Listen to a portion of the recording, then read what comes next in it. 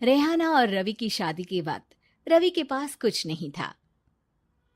रेहाना, तुमने मुझसे शादी करके एहसान किया है।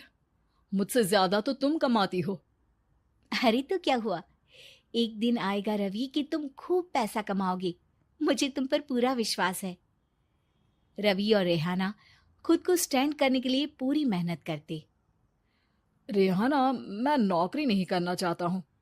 तो कोई बात नहीं, मैं नौकरी करके घर चलाती हूँ, तुम बिजनेस सेट करने की कोशिश करो। एक दिन रेहाना, तुम जानती हो, मैंने जो विज्ञापन बनाने वाली कंपनी खोली थी ना, उसे बड़ी ब्रांड का ऑफर आया है। अब हम लोगों के दिन ब्यारे न्यारे हो गए हैं। मैं जानती थी रवि कि एक दिन तुम सेटल हो जाओगे। रवि का काम अच्छा चल जाता है। एक दिन वो रेहाना से कहता है, रेहाना, अब हम लोगों का बच्चा भी हो गया है। बहुत छोटा है वो। उसका ख्याल कैसे रखेंगे हम? कैसे क्या, मैं गांव से माँ को लेकर आ जाती हूँ। नौकरी से हाफ डे ले लिया करूंगी।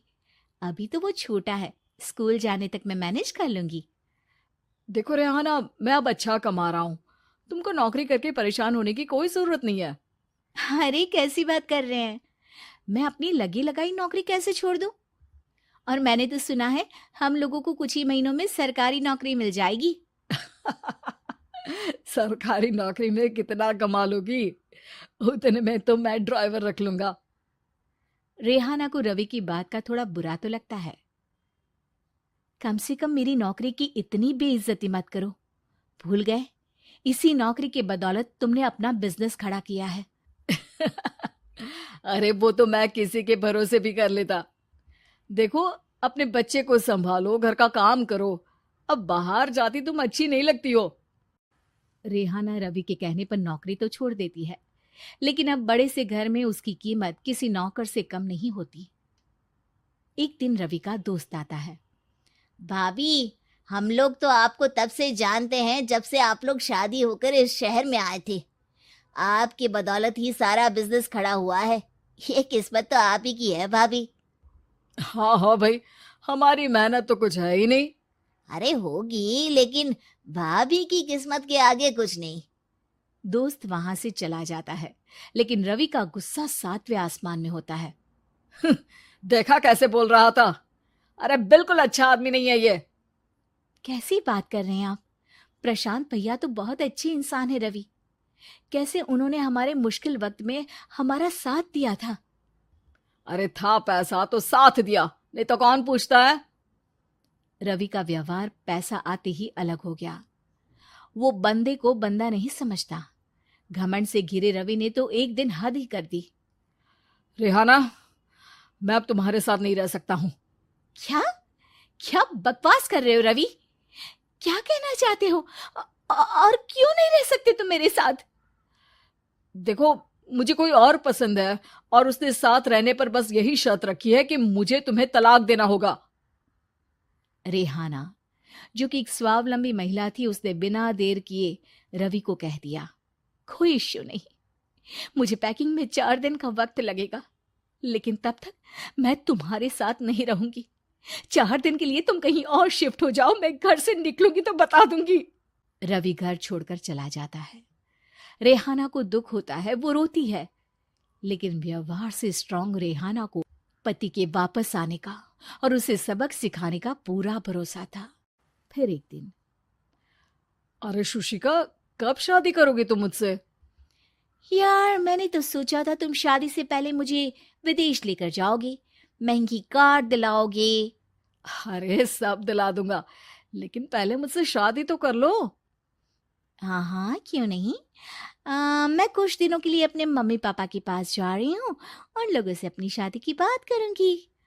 अरे शुशिका, कैसे रहूंगा मैं तुम्हारे बिना? अब तो शादी ही होने वाली है हम लोगों की।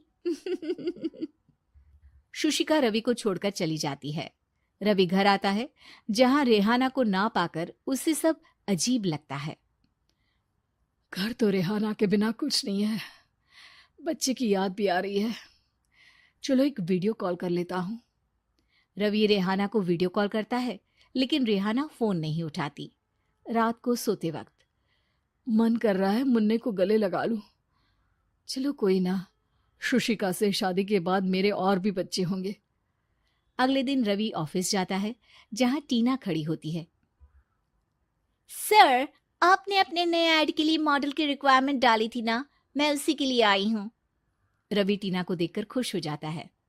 अब शादी हो गई है तुम्हारी? नहीं सर, बस अच्छा सा हैंडसम और अमीर लड़का देख रहे हैं मेरे मम्मी पापा।